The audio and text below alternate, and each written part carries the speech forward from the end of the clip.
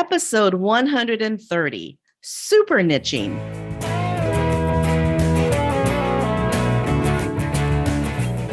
Welcome to Gratitude Geek, the relationship marketing podcast, helping micropreneurs find your micro influencer magic. I'm your host, Candace Rodardi, and this week I'm joined by Cherise Alexander and Andrea Danahel. Hi. Hello. Cherise and Andrea are the hosts of the TNG podcast and founders of Sci-Fi Matters Club on Clubhouse. They've been teaching the next generation for over 10 years, and now they're sharing their love for all things geek with other sci-fi obsessed people from around the world. Cherise and Andrea are real-world nerd certified with degrees in marine biology as well as microbiology, immunology, and molecular genetics, with research published in Marine Biology Magazine. In addition, their podcast has been featured in Authority Magazine and Podcast Magazine. Wow, you guys have a lot of credentials. We worked really hard on that bio, so thank you for reading it. Do you guys work together in real life?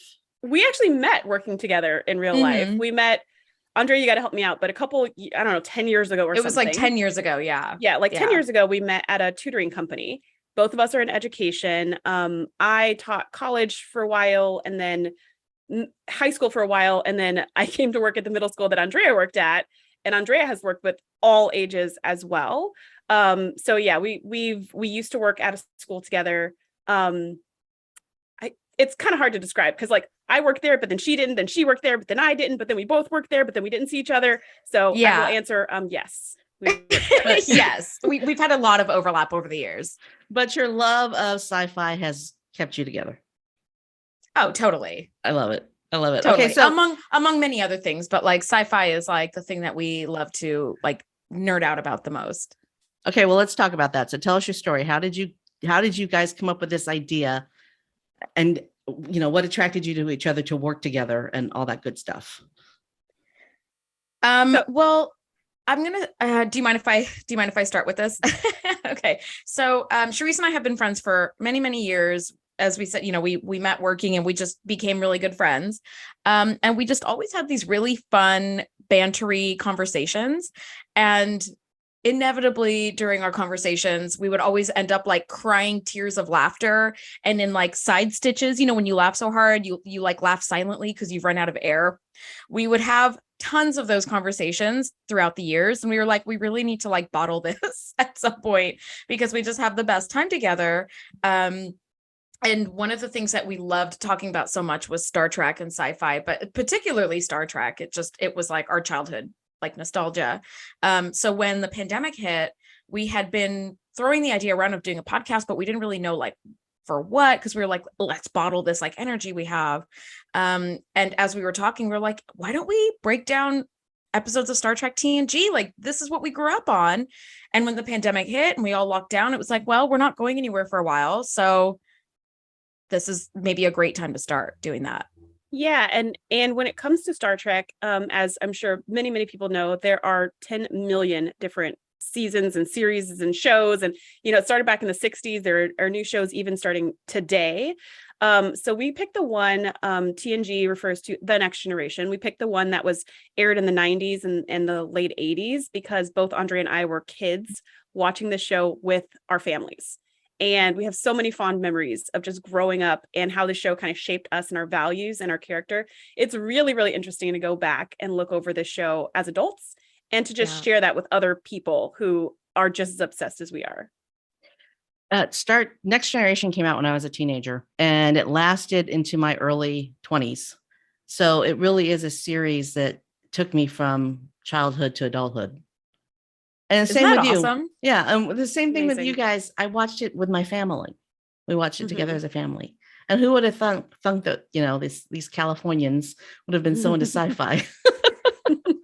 That's the beautiful thing though about sci-fi is sci-fi does not discriminate.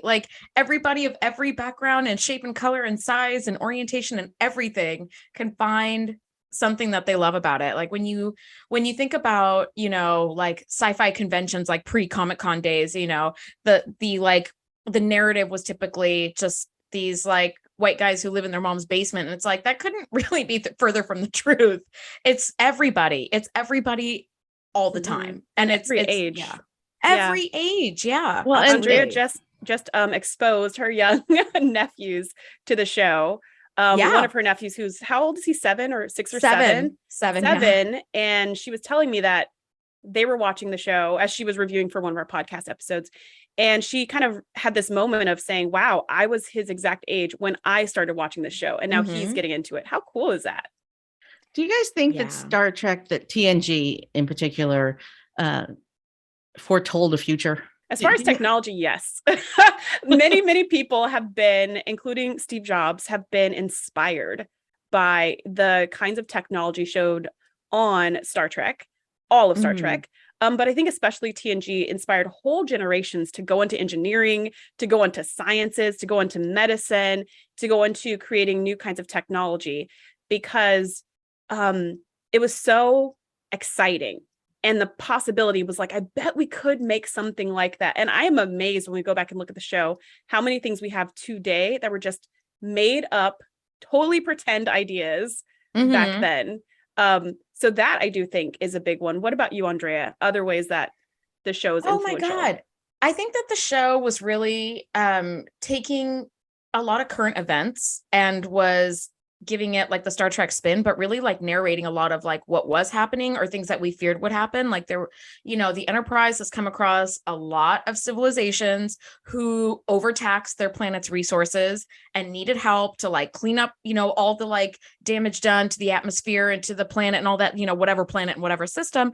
And I was like, wow, they really were like the term global warming wasn't really a thing in 87, and yet they were already telling us like in a very Star Trek-y way, like, be careful what you do with this planet. It's the only one you've got, stuff like that. But even to speak to the technology, so many things in Star Trek and especially TNG were so cool. I mean, I remember being 6 and 7 watching TNG for the first time and seeing what equates to these days as a laptop and being like, wow, imagine like Captain Picard has this like laptop computer that kind of swivels around and has 2 buttons.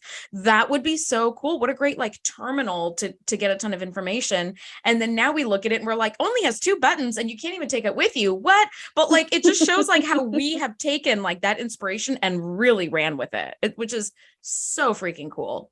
Well, everybody has a tablet now. And, back then, on TNG, they all had these little tablets that they read. Yeah, they all had pads. Yeah, which was so pads, cool. Which are so cool. And they still look cool. To this day, when I see their super clear data pads, I'm like, oh, I still want one. So I would like a tablet. People out there who are inventors, I want a tablet that's see-through. I want to be able to see the mechanisms in the tablet, but also the screen. Just putting that out there.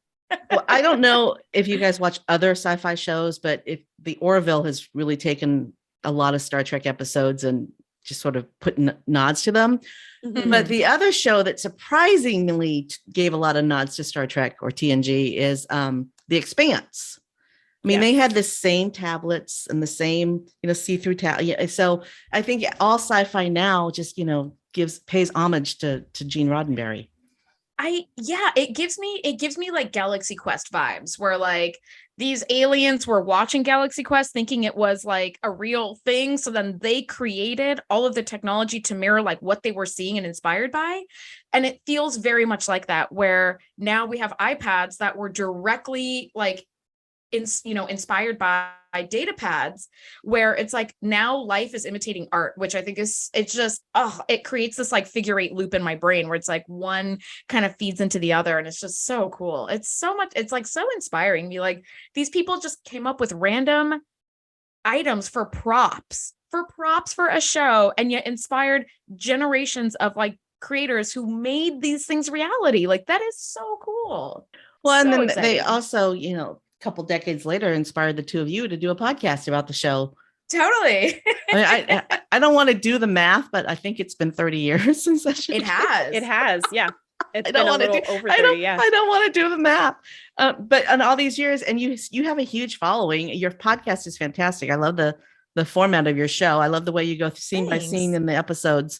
And it's really fun to geek out over this, because my husband and I we'll watch TNG every, I don't know, 8 years or so. We'll watch the whole series again from start to finish. Right now we're doing Orville and we're not in our Star Trek rotation right now. You're taking a pause from the rotation. Yeah, yeah. Understandable. But you know, That's and what I keeps it think, fresh. and when we come back to Star Trek, it's going to be Deep Space Nine because that's what we're on. You know, that's where we are in the rotation. Yep. Which is perfect because if you are watching Lower Decks, which is amazing, the Yep. next season, oh my gosh, watch it. It's great. If you like TNG, it's a love letter to fans. That's what the whole show is. It totally But is. This next season is going to be a love letter to fans of Deep Space Nine. So Really? if you love DS9, Really? yes, Oh my you're gonna wanna god. watch- So Okay. I just found read, that out at Comic-Con, which at the time of this recording just happened a few days ago. this morning. I read an article with Jonathan Frakes, and there are two things mentioned in that article that are really interesting. And one of them, do you guys remember the episode of TNG where he fell in love with the androgynous person? Oh yeah, totally. All right. Yes. So Great in episode. that article, and I'll link to it in the show notes. It's episode 130, gratitudegeek.com, episode 130. In that article, he mentions that he thinks that Star Trek, that TNG missed an opportunity by casting a female as that androgynous character, that they should have cast that character as with a male, which I thought was really interesting. It's an interesting take because I never really, because in the whole thing, she's androgynous, but she has these feelings that she's a woman, right? She wants to be a woman. So I just thought that was interesting. And then the other thing he talks about is that there is going to be a crossover event between Lower Decks and the other Star Trek TV show that's out right now. That's not the one where they're Discovery? in the future. Not Discovery, the other one. Strange New Worlds. Strange New Worlds. There's going to be a crossover event between Lower Decks and Strange New Worlds, which I don't know how that's going to happen because one of them is a cartoon and the other one isn't. They'll just make them cartoons and they'll have the voice actors come out on the cartoon. It'll be amazing. Oh my god, I can't wait for that. So, I can't yeah. wait for that. And it's really strange because I don't really get a lot of news in my newsfeed about Star Trek, but I did this morning, the day that I'm going to interview the two of you. The technology knows it's that advanced. Mm-hmm, mm-hmm. The And other we thing, love you, technology. Don't hurt us in the future. Thanks. the other thing that I'm seeing a lot in my newsfeed lately is how to lose weight. So I don't know how I feel about that, Google. It's also trying to brainwash you. So Yeah, it's not all That's great. true. It's all BS. Okay, let's talk about super niching. So super niching is, and this is a quote from The Joy of Business, super niching is about finding a really specialist area for your business. This is the exact quote. I don't like the grammar, but it's an exact quote. A super niching is about finding a really specialist area for your business where you concentrate your efforts. And when I say concentrate on that area, I mean really concentrate to the exclusion of all others. And that's what you've done. You've super niched. You are doing TNG. So what led to that decision and how has that helped you with your podcast? That's a really good question because when we first started this idea of let's do a podcast, we had a lot of options. Mhm. And then when we narrowed it down to Star Trek, my favorite Star Trek show at the time that we were having this discussion was Star Trek Voyager. That was the one that I watched when I was in high school that had a female captain and girl power and all of that. I've always been like a tiny little feminist from birth. So I was super excited about that one. But that wasn't really Andrea's jam. And then there's just all these options. So when we both kind of settled in on this one show, we both had a lot of nostalgia and fond memories and just so many warm and fuzzy feelings when it came to the show specifically. And I thought this is something we could really talk about passionately for years because we knew reviewing all the episodes was going to take a couple years. And I was like, okay, this is something we can really stick to and really focus on. Little did I know how much fun it was going to be. I had no idea. I don't know, Andrea, if you knew, if you had an inkling, I had no idea. But as we started to get into it, I was like, oh my gosh, this is so much fun. I get to hang out with one of my best friends like regularly and just sit and talk about Star Trek to an insanely minuscule level of detail. And it's so incredibly satisfying. I'm really glad we went in that direction. So to answer your question of how it's affected our podcast, picking the show was one decision we made to make it really specific, but we actually went one step further in our super niching. We had the opportunity to decide to make this show for people who've never seen the show before. So we would be going through the episodes with no spoilers and, trying to stay in the timeline. That was really difficult. We made the decision early on to make this by fans and for fans. So our show is for super fans of Star Trek TNG, people who've been asking the same questions we've been asking for 30 years. And we have a lot of commentary where people who listen to our show for the first time and they've never seen Star Trek TNG, but they just like us, or they know me, they know Andrea. So they're like, okay, I listen to your show. They always love it. They're like, we love the camaraderie, we love the laughter, we love the joy, but we didn't really know what was going on. We didn't know what you guys are talking about. Who are these people? What's going on? And it's like, we made that decision on purpose. This is maybe not for you because you haven't seen it yet. So go and watch it and then come back. And this is for people who have seen these episodes over and over and over. And that, I think, is why our show's been able to grow so quickly and so powerfully, is because it's geared towards a very specific type of fan. So it's even like niched inside of the super niche. You're talking to your people. Exactly. Yeah, you're talking to your people. Okay. One of the things that I find really interesting from an article I read about the both of you before I decided I wanted to interview you, I did a little research on you because that's what you do, right? And one of the things I found really fascinating was that you are also coming from a place of inclusion and diversity. So not only are you super niching to your audience, but you're also looking at it from a different lens than maybe your average, white guy in the basement. And as a woman who's Asian American, I will say that on Star Trek, I saw someone who looked like me in Keiko O'Brien, and I didn't see anybody who looked like me anywhere else in 1989. Right? I just didn't. Yeah. My mother was in love with Connie Chung because she was Asian. Yes. Right? There was Connie Chung and there was Keiko O'Brien, and then in the 90s more diversity came out, but it was pretty black and white. TV was pretty black and white. They forgot about all the other races and all the other ethnicities and all the other. I would say TV colors. was pretty white. Yeah. And there was a little bit of sprinkle of other from time to time. And whenever we see that on the show, we're like, oh my gosh, so exciting. Oh, they died. Yeah. That became like a running joke on our podcast where we're like, oh my God, like a black female captain, or like, like an Asian engineer. Yes. And it's like those people get killed by like the time the opening credits roll, and you're like, dang it, like every time. Red shirt. Yeah, basically it was like a red shirt. Shirts. Yeah, absolutely. So it's pretty obvious why you went that way, but what have you learned from that experience or from that take? I learned that I'm very passionate about this issue, which was a surprise to me because I also didn't know that. I didn't realize how much of a fan that I was. And I also didn't realize, it's all thanks to this podcast, how passionate I am about diversity and inclusion, at least in the media, in science fiction, especially, because as Andrea said earlier, science fiction is a place for everyone. There's no gatekeeping here. There's no gatekeeping necessary. This science fiction teaches us what is possible, what the world could be, good and bad. If we keep going the way we're going, here's what could happen.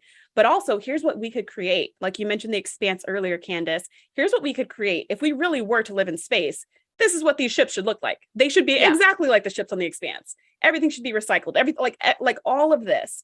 So when I watch science fiction, or really any television, but almost all the time I spend watching science fiction, I'm always looking at it as the same as you can. It's like, I want to see somebody like me. I remember in high school and college for Halloween, I was Storm from X-Men for like 6 years in a row because it was the only female Black superhero in the world. So I was like, I guess I'll be Storm again. Guess I'll be Storm one more time, And I learned I'm really, really passionate about this idea, and it just doesn't make any sense to me. Like, even looking back at the 90s, I'm like, we could have had more diversity. It wasn't like we were missing people. It wasn't like we didn't have enough actors of different backgrounds. And I think the same is true today. I think today there's a lot more effort being put into it, which I'm so grateful for. And I think we have a long way to go. So yeah, what I learned was, wow, I really care about having different colored people, different gendered people, just different people. And honestly, every time I see anything different, I get so excited. I'm like, oh my gosh, there's a new Marvel character who is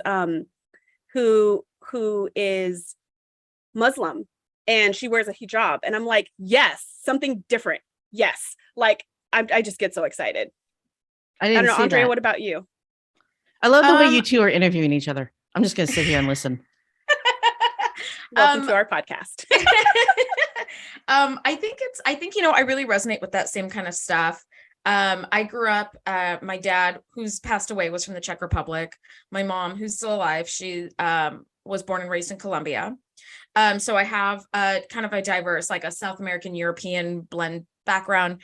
I grew up in Southern California as like a surf and skate kid. Like I always identified as a white kid, and somebody had to point out to me, like, you're not white. I was like, huh? No, but I am. Well, but I am, right. So I felt like culturally, I grew up with that culture. So I felt like I was seeing myself in a lot of different white characters who maybe don't look the way I like. I would see myself in like Beverly Crusher and be like, that's who I want to be, right? It never really occurred to me that I didn't look like her or fit that kind of like build as her.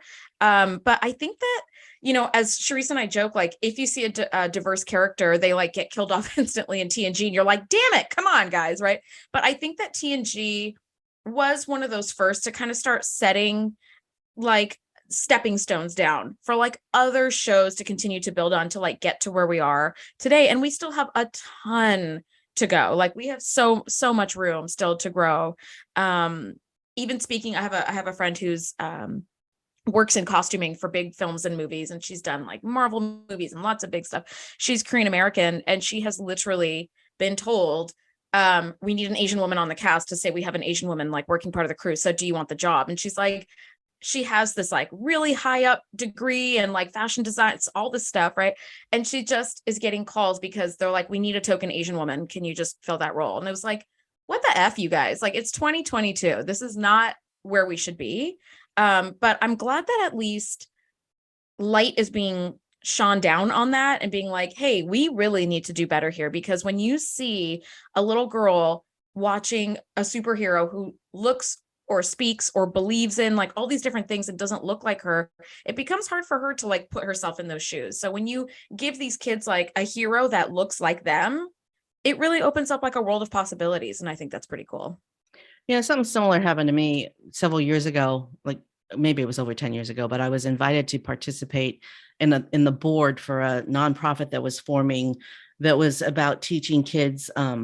We taught them public speaking skills and things like that, and how to dress and how to shake hands and things like that. And so I'm sitting at this board meeting, and I'm sitting next to a police officer, and you know that there's a minister, and there's a whole bunch of people in this room. And one of the folks says, "We need an Asian on this board," and I'm like, "Hello, hello, Yeah. I'm right here. Yeah. Are you looking at me? I'm right here." You know? That just speaks like so poorly to like, I understand people are trying to be more inclusive of like lots of different like backgrounds, but this is not a United Color of Benetton ad. You don't need like one Black, one Asian, one trans, like that's not how these groupings should go. Like you should make sure you're diverse, but like you were then seen as just like an Asian person so they can check off that box and say they had one. And it's like, dude, that is not okay. But it was also a misunderstanding of culture, right? Yeah, It's a complete misunderstanding of culture. Because I'm here, I'm showing up and didn't even have any idea. Missed. Yeah, and I got missed. Yeah. And you got missed. Yeah, I think that TNG, and actually before that, I'll say the original series that started in the 60s, really did make an effort at diversity. And I think it really did set the pace. Now, granted, the idea of diversity in the 60s was lots of different white people. It was white people from lots of different white countries. So that was different because in the Next Generation, everybody was American. They were like, no one gets accents. They went the complete opposite direction. Yeah. But there was the first interracial kiss was on the original series back in the 60s. So interracial meaning Black and white, and not meaning anything else because no one took note of those other things. So I think it did set the ball rolling. And I think for that reason, it should be honored, right? That it was taking very brave steps. And you just mentioned, Candace, that episode where Riker falls in love with the androgynous person. That I had never seen anything like that before on television when I was a kid. And I remember watching that episode and being like, what? Like I had never heard of such a thing. And I remember being like, oh my gosh, that's so not fair. That person feels like a woman, but they have to be forced to be androgynous. That's not fair. You know, like I had all these thoughts that I had never had about what it would be like to be transgendered, because that word wasn't a word when I was a kid. That was not something people said at all, ever. I never heard that word as a kid. So, I mean, it really was forward thinking.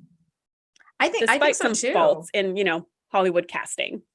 I mean, I think so too. I think that the thing for me, the Hollywood casting for that episode doesn't bother me because there really wasn't language around any of that back in like 92 or 93, right? Like androgyny, I mean, like we had seen like David Bowie doing like androgynous stuff and stuff like that. That was cool. But like being trans there was not really a word for that yet. Being non-binary, there was no word for that yet. Like there was no discourse around that. So I think, it would, if we had to reshoot that episode today, I would say I want a non-binary character, non-binary actor to play that role. But like, it's kind of one of those, like, we didn't really have language and vocabulary around that at the time, so it doesn't particularly bother me. But I do love that, like, think about how forward thinking that was though, even for the time, where they're like, here's Riker, who's a known horn dog and like a total seducer of like women on every sector of the galaxy, falling for somebody who's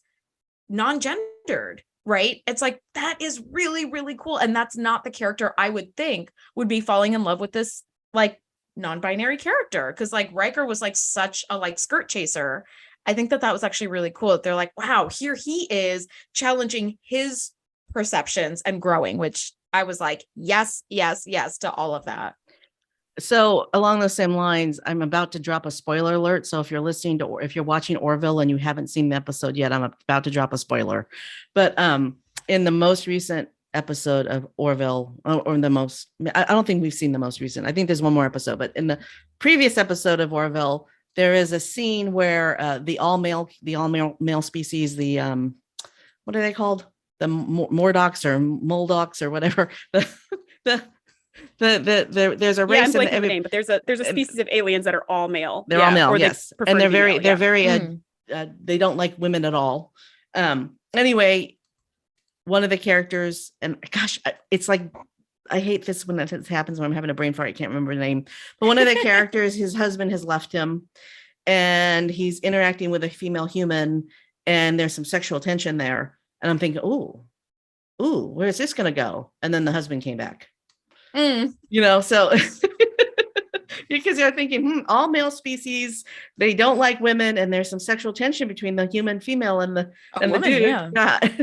And, so again, that's, they wouldn't have done that without the episode of Riker and the androgynous race, right? Right. It's just all the foundation was laid by that.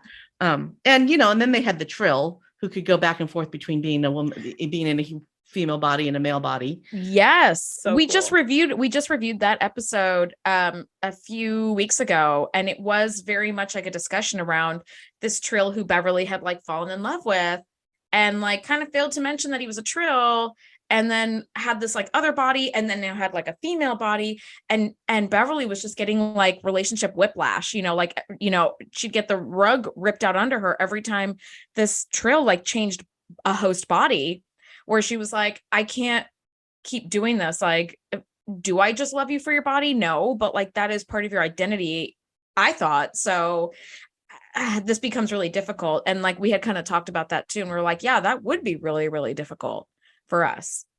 I'm going to have to go back and watch that episode again, because I completely forgotten about it. It's a good one. It's so good. It's a great episode. And it's just nice to see Beverly like having a really healthy relationship with somebody, at least at the beginning.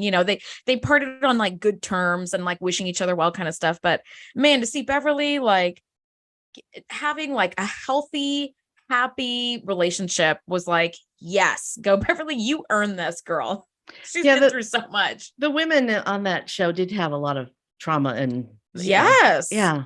Not so much the men.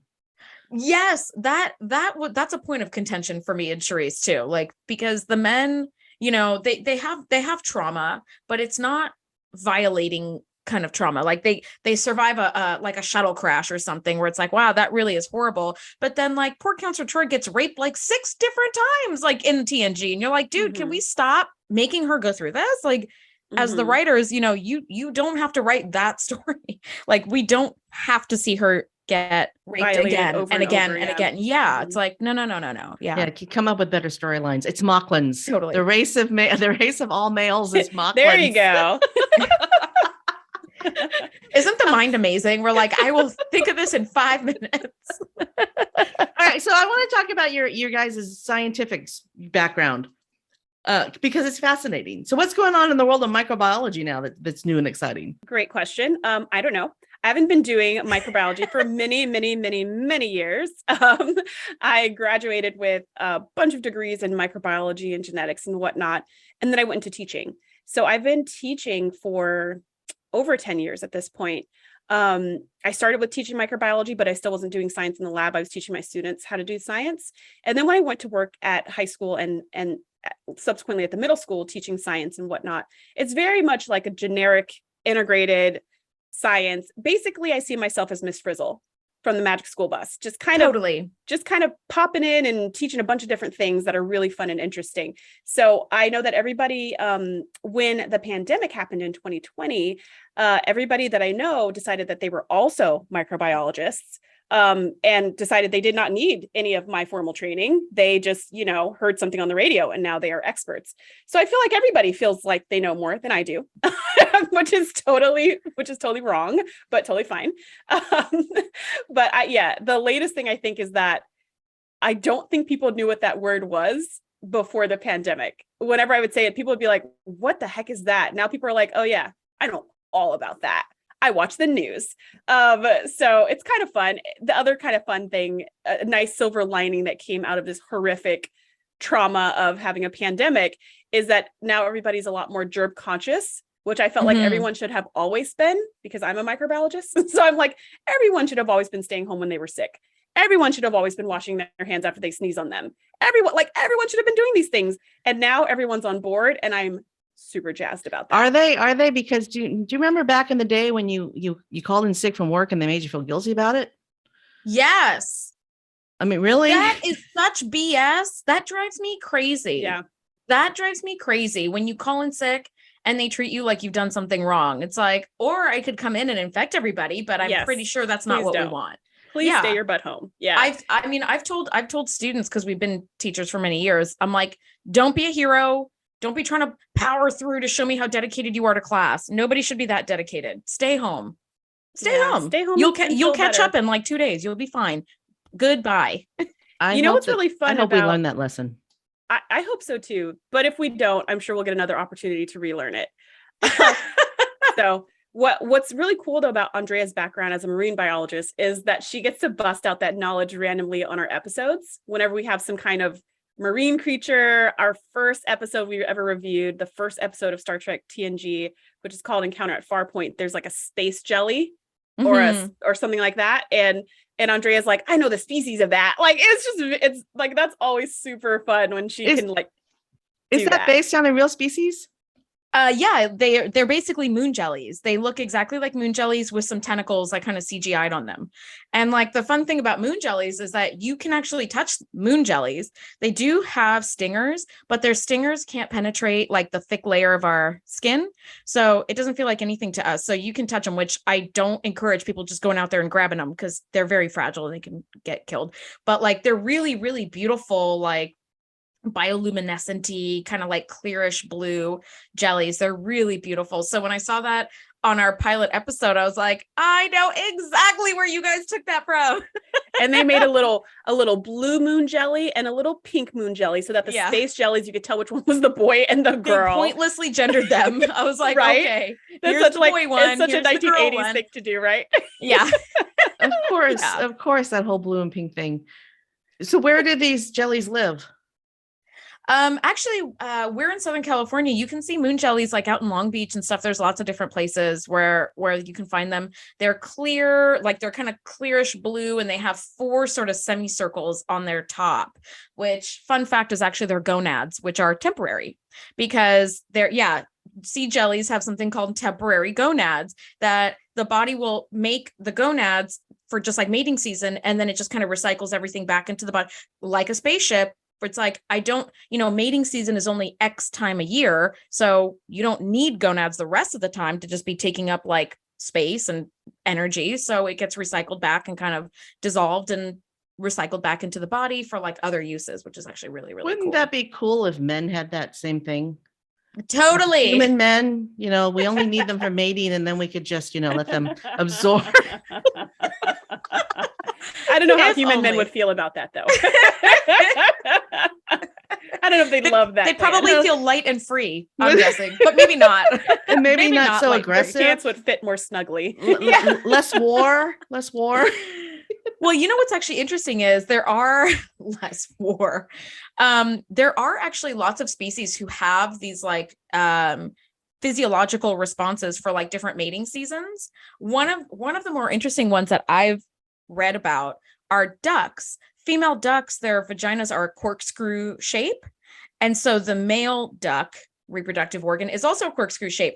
But when reproductive season is like over or like not, it's not reproductive season, the female duck's vagina will corkscrew the other direction. So he can't actually like penetrate into her. Yeah. So it's like a protective measure almost, which is really cool when you think about it. It's like, wow, this is so neat. Yeah. Wow. Okay. So, as a biologist, I'm like, this is cool.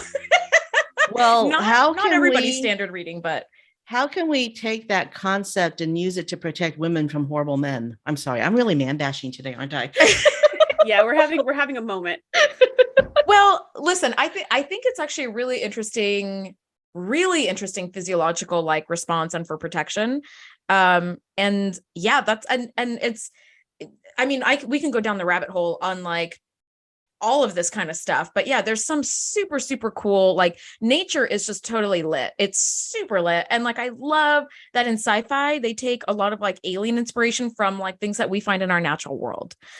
Which I'm like, yes, by the way, I did see a tweet that made me crack up as a marine biologist. Somebody tweeted like, people argue that like, we've only explored 5% of the ocean, but like 80% of like our atmosphere, and maybe we should explore our ocean more. I say false. The whole point of space exploration is to get away from the stuff that lives in the deep. Have you seen that stuff? It's scary. No more oceans. And I was dying laughing. It's like, correct. We want to stay as far away from all of these things as possible because they're terrifying looking, albeit beautiful. But yeah. There's always a bigger fish. Always. And it's always hungry for some reason. Always hungry. Like me. Always hungry. So let's come back to the marketing aspect of it. So how did you guys decide to market your podcast? What did you, I know, we have to pull the conversation back because we're having too much fun. I know. Less duck vaginas, more marketing. Exactly. It had a nickel for every time we had to say the that. thing that you do that I've never delved into, I've never even listened to anything, is you guys do Clubhouse. So talk to me about that. Why? Is a big marketing tool for us.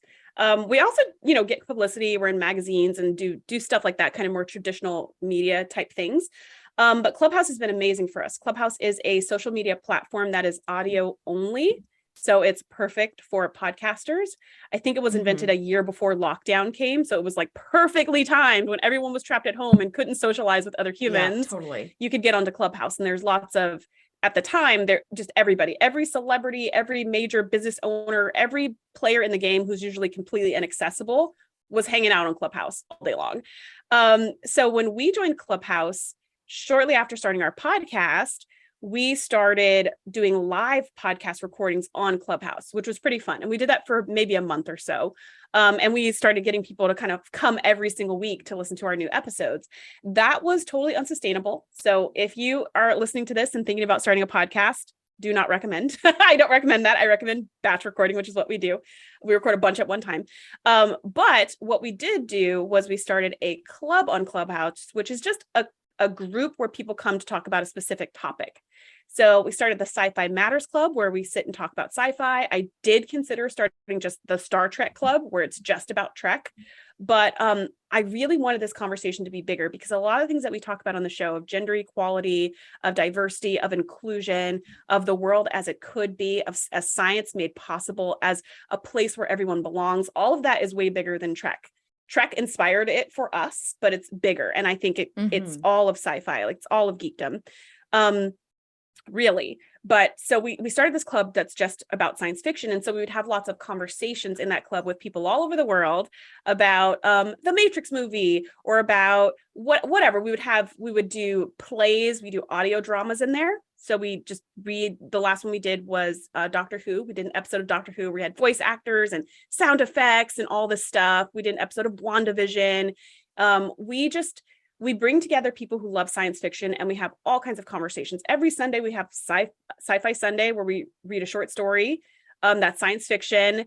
We are currently doing, inspired by Andrea, like a sci-fi sampler, where every week we watch a different sci-fi show for a couple of episodes. So right now we're doing Twilight Zone for a couple episodes, then we'll do X-Files for a couple episodes, and just all these shows that like we freaking love, old shows, new shows, all the stuff. And what's amazing is I think, and Andrea, I'd love to hear your perspective, but I think I've made some lifelong friends through this community. And not only that, but it's grown our podcast by 4 times the amount it was before, because people are talking to us and they're like, they're kind of cool people. Let's check out their podcast. We don't do our podcast anymore there, but we mention it. It's on our bio. And when people get to hear what we have to say there on Clubhouse, people seek us out. They find us on social media. They listen to the show. And that's been huge. Do you feel like Clubhouse is a big investment of your time? And I'll let Andrea answer that. It can be as big investment on your time that you want it to be, honestly. Like, you give it as much space as you want it to give and as much energy. For example, we did a watch party for like a year and a half for Battlestar Galactica. Charisse and I had never watched it, and we had a bunch of friends on Clubhouse that were like, it's the best show ever, let's do it. So we watched all the seasons together. It was like every Thursday night at 6 p.m. we'd all hop on Clubhouse, say hi, say hey, check in with everyone. And it was great because it allows you, all of Clubhouse, like allows you to socialize from the comfort of your home or couch or bed or wherever you happen to be. You don't have to get dressed up to go anywhere. You can be as quiet as you want or as like verbal as you want. So we did the every Thursday night BSG watch party. We ended up becoming such good friends that at the end, when it came time to watch the finale, we were like, we should do something special. We've been hanging out every Thursday night for like a year and a half. So we ended up actually getting like an Airbnb in San Diego and making a big event out of it. And people flew in from like across states and all this. It was so much fun. So much fun. I mean, literally it was, and it just so happened to be a bunch of women who came, but like we had a couple of men come just like for the day of the finale and then they took off. But I mean, honestly, because of Clubhouse, we ended up all floating in a pool with a beer and talking about, you know, Romulans versus Vulcans, you know, and just having these like great sci-fi conversations that we all kind of were looking around going, this is the best conversation. And like it never would have happened without Clubhouse. So you can give it a lot of time. Like Charisse does the audio dramas, which requires, you know, voice actors and rehearsal times and prepping and lots of stuff. And I'm like, hey, I'll show up in the audience to support. So you only have to give it as much time as you feel like giving it. Well, then how do you balance that? And Charisse, since you're the one who's doing the audio dramas, how do you balance that with your full-time job? Or do you still have full-time jobs? Yeah, I can't do them all the time. I just do them, you know, every 6 months. My goal is every 3 months. There are clubs on Clubhouse that do them every single week, which is amazing and incredible and so much fun to listen to and join in on. But it's a whole lot of work. So I just balance it by really spacing it out. If I just do it every couple of months, that gives me plenty of time to get the script together, to add the narration, to find the actors, to do all the background kind of directing and producing stuff, to do all the rehearsals. And then showtime's usually just a single day. And honestly, it is such a pleasure and such a joy. This is another thing I discovered, really thanks to the podcast indirectly, that I love doing that I didn't even know was a thing. I didn't even know that was a thing. It started out as table reads. You get a script. Everyone just reads parts in the script, which was so fun. And then I was like, I think we could do this a little bit jazzier. And then it turned into a whole like, you know, radio show. It just became a thing. So it doesn't take up a ton of my time because I space it out. But when I do it, I do want it to be done the way I want it to be done. So I can be very particular about it, but it's such a joy. It doesn't drain me at all. It only adds joy in life. That sounds fun. So what about the business aspect of it? Have you been able to monetize your podcast? Sort of. We sold a mug, so that was cool. We have a merch store, but we don't promote it a lot. We had a Patreon, but we didn't do anything with it. We basically have not really focused on monetization. We've been focusing on community building. And that I think we rock at. That's been our focus, and we've been amazing. I love it. Ultimately, monetizing is something that we are looking forward to doing. But our goal has totally been community and creating a safe space to geek out.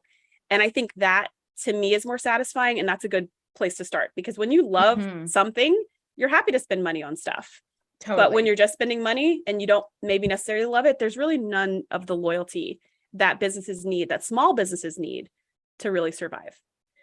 You have such a good point. I don't monetize my show at all because I don't, that's not why I do it. I do it because I want to meet cool people. For me, it's That's community exactly as well. it. And That's but there's exactly it. there's a different mindset for folks that are, I have a business, I'm a business coach and I want to get more clients, so I'm going to do a podcast. I don't know if that really works because there's a million podcasts out there and 8 million Yeah. people. So Yeah, it works. It's just a totally different strategy. It's a Or 8 billion totally people, different sorry. strategy. yeah, that's true. I mean, but it really does depend on what you're willing to put into it. And my thing is I want to interview interesting people and I want to meet interesting people. And I've managed to do that. I've interviewed some really great people last week. The episode from last week is an interview with a man who wrote a book called The Last, the book's not here. Can't remember the name of the book right now.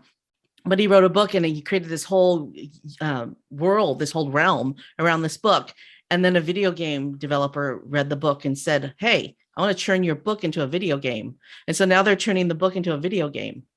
That's so cool. Congratulations to that guy. That's I know. amazing. Isn't that cool? So now I'm going to interview the guy who's creating the video game next. That is so He just- cool. Yeah. This guy, JV Hilliard is his name. It's episode 129. JV would love to meet you too, by the way, because we geeked out for, after the interview was over, we spent at least a half an hour talking to each other about geeky things. Yes. So That's That's kind our of favorite person. conversation. Yeah.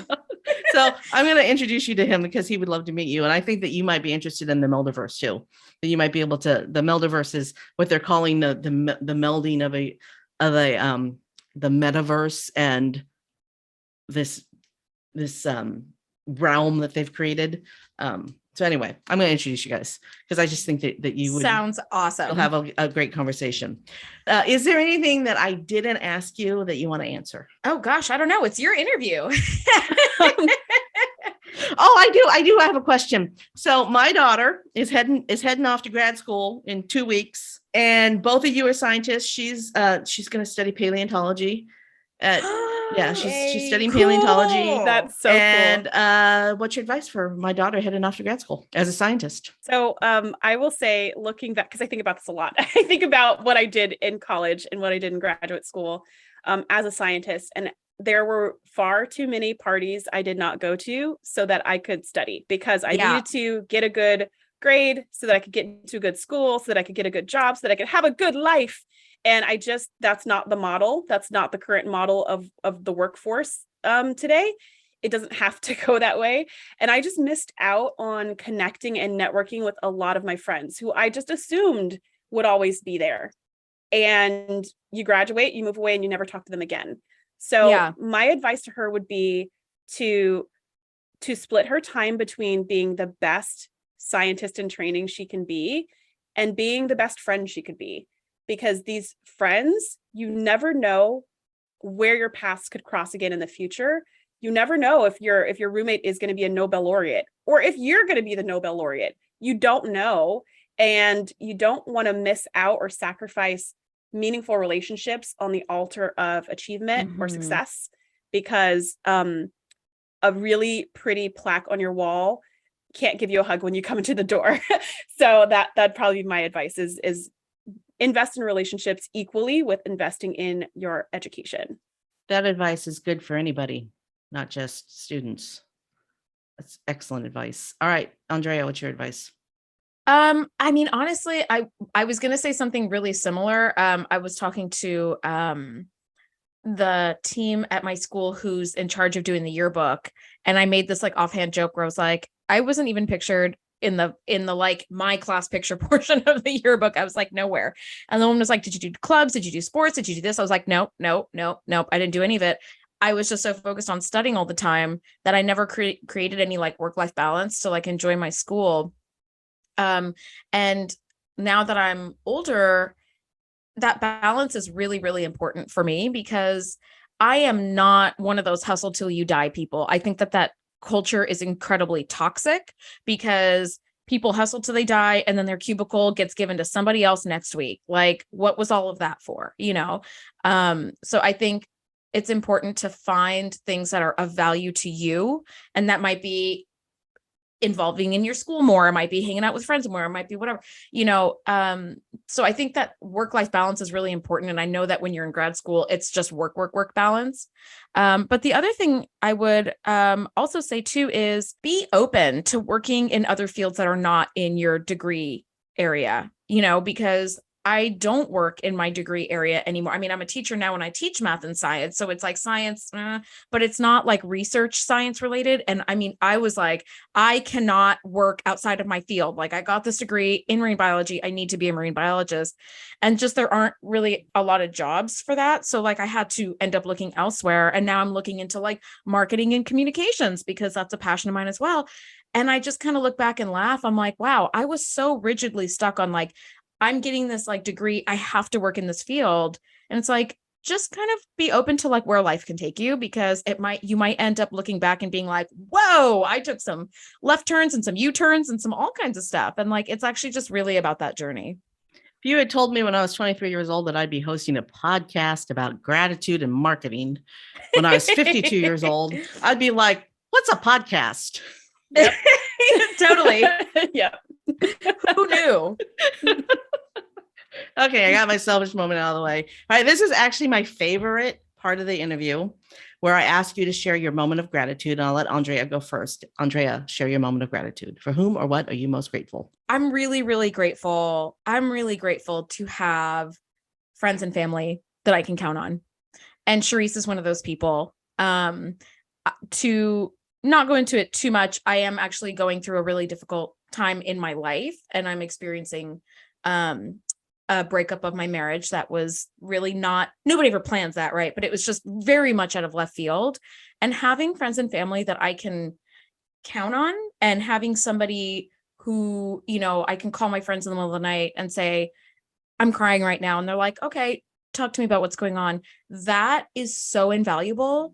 You cannot put a price on that. And Charisse has been an incredible friend through all of that. So Charisse is somebody, you know, my friends and family and Charisse, like people that I'm really, really, really grateful to have in my life. That's beautiful. I would agree. I would say that this is so funny. It really does feel like our show. I agree.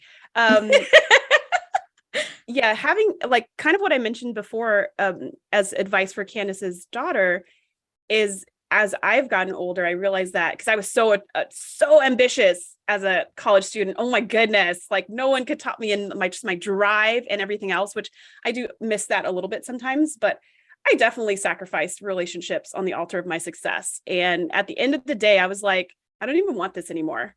You know, it was just like not worth the fight at all. But I couldn't know that till I got to the end of that path to be like, this path was dumb. And I wish I would have taken those other forks in the road.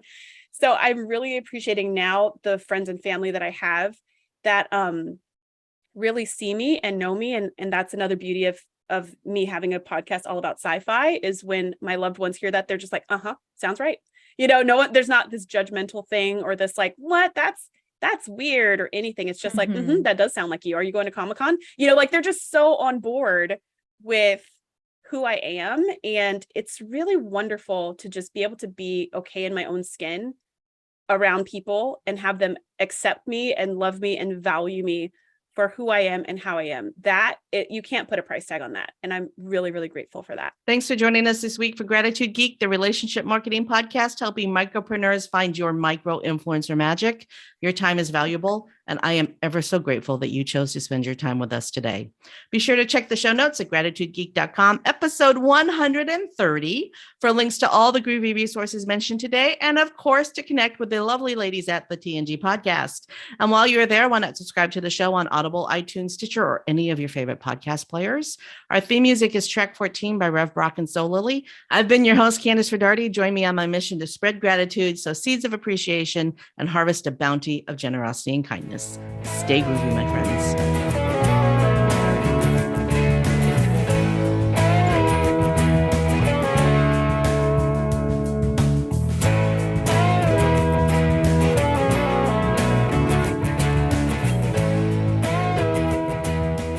Stay groovy, my friends. Stay groovy, my friends.